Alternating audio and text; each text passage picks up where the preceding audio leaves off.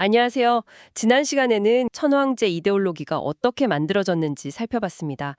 이게 거의 국가 종교처럼 일본 사회를 강력하게 묶으려는 그런 시스템이었죠. 네, 맞아요. 메이지 유신 이후에 일본 근대화 과정에서 정말 어마어마한 힘을 발휘했던 그런 이데올로기였습니다. 오늘은 바로 그 연장선인데요. 1890년에서 1912년 이 시기에 그 강력한 천황교 시스템 아래서 일본 개신교가 어떻게 뿌리를 내려려고 있는지 또 그 과정에서 어떤 고민과 변화를 겪으면서 소위 일본적 기독교라는 게 만들어졌는지 오늘 이 부분을 좀 깊이 파고들어 보려고 합니다. 자료를 보니까요. 1890년대가 되면 구미아이 교회에 에비나 단조 이런 인물이 등장하네요. 신토하고 기독교를 융합해서 일본적 기독교를 만들어야 한다. 서구 기독교는 뭐랄까 좀 변질됐으니까 천황 중심의 일본에서 새롭게 해석해야 한다. 이런 주장을 했다고요. 네, 여기서 우리가 좀 주목해야 할 게 일본적이라는 말이 당시 사회에서 가졌던 그 엄청난 압박감입니다. 그러니까 일본적이지 않다 이 말은 공동체에서 그냥 배제되는 거. 그 무라하치부라고 하죠. 그 공포가 어마어마했거든요. 아, 그렇죠. 근데 기독교는 바로 이 일본적이지 않은 것의 거의 뭐 대표처럼 여겨졌던 거죠. 그래서 기독교인들이 뭐 비국민 아니면 스파이 이렇게 몰리고 심지어 자료에 보니까 예수 믿는 대바보들 퇴치 순위표 이런 정말 끔찍한 전단까지 돌았다고 하니 그 압박감이 뭐 상상 이상이었겠네요. 신궁을 멸시한다, 조상신을 부정한다 이런 이유로요. 그렇습니다. 그러니까 이런 분위기 속에서는 살아남으려면 성서 해석조차도 일본적이어야 한다 이런 목소리가 커질 수밖에 없었던 거죠. 어찌 보면 참 필사적인 시도였다고 볼 수 있겠습니다. 그 대표적인 예로 자료에 자주 등장하는 인물이 우치무라 간조인데요. 음, 무사도의 접목된 기독교를 주장했죠.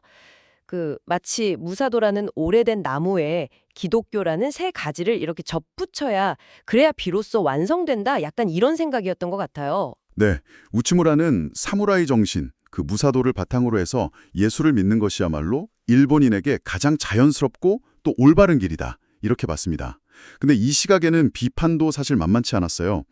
기독교 신앙의 핵심이라고 할 수 있는 회심 체험, 그 중요성을 좀 간과하게 만든다 이런 신학적인 지적이 있었고요. 아, 회심이요? 네. 그리고 또 남성 중심적인 무사도가 일본 기독교까지 너무 가부장적으로 만들었다 이런 비판을 하기도 했고요. 아, 그렇군요.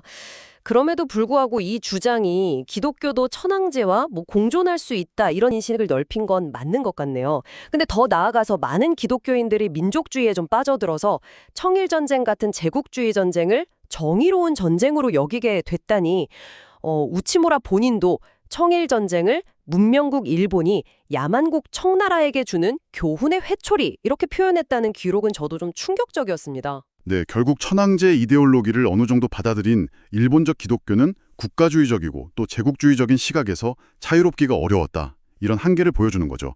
주변국에 대한 어떤 우월을 의식하고도 연결이 됐고요. 그러면 이 시기의 실제 초기 일본 개신교회들은 어떤 모습이었을까요? 자료를 보면 주로 밴드라고 불린 그룹들이 주축이었던 것 같습니다.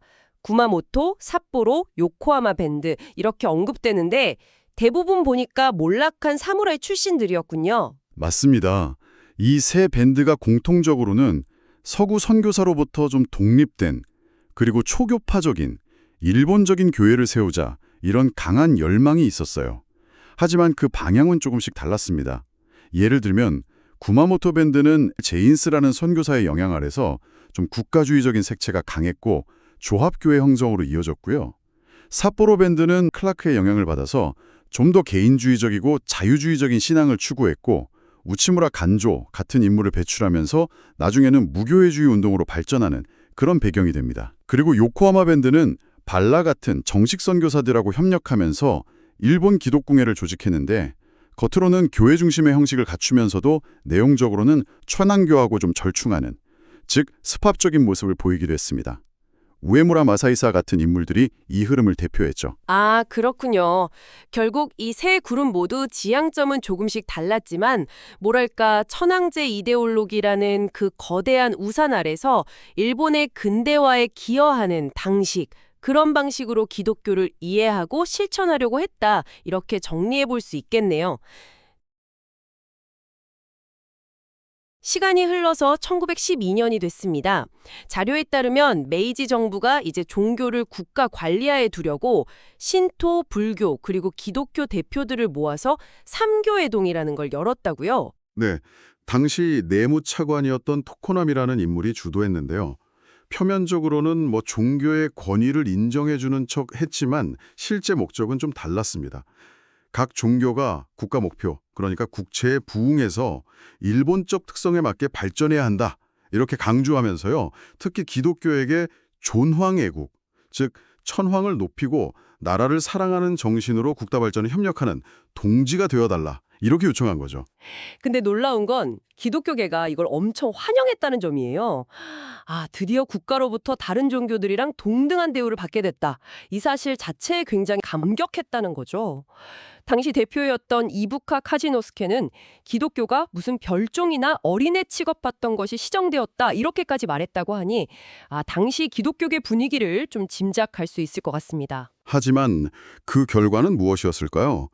이 회동에서 새 종교는 황운부익, 다시 말해 황실의 운을 돕는다는 국가 목표에 적극적으로 협력하기로 결의를 합니다. 바로 이 지점이 교회가 신앙 공동체로서 가져야 할 그 고유한 사명과 목적을 넘어서서 국가의 목표와 자신들의 목표를 동일시하게 된 아주 결정적인 계기로 평가됩니다.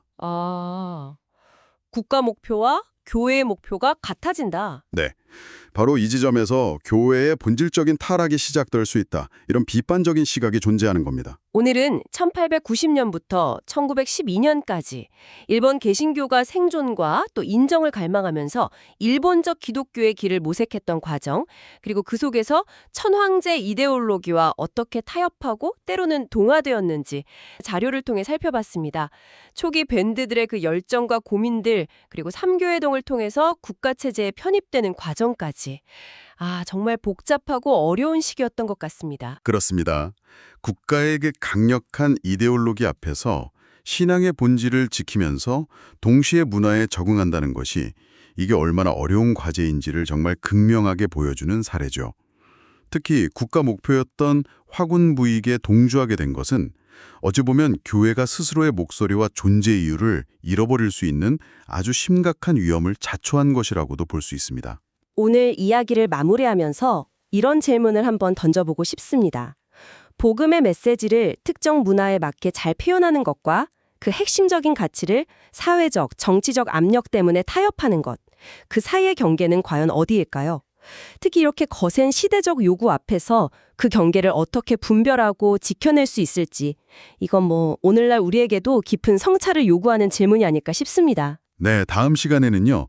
1920년대 이후로 넘어가서 이런 경향이 어떻게 더욱 노골적인 신학적 동원과 법적인 통제로 이어지는지 그 구체적인 과정을 좀 더 자세히 살펴보겠습니다. 이 중요한 역사의 다음 장에도 여러분께서 계속 주목해 주시면 좋겠습니다.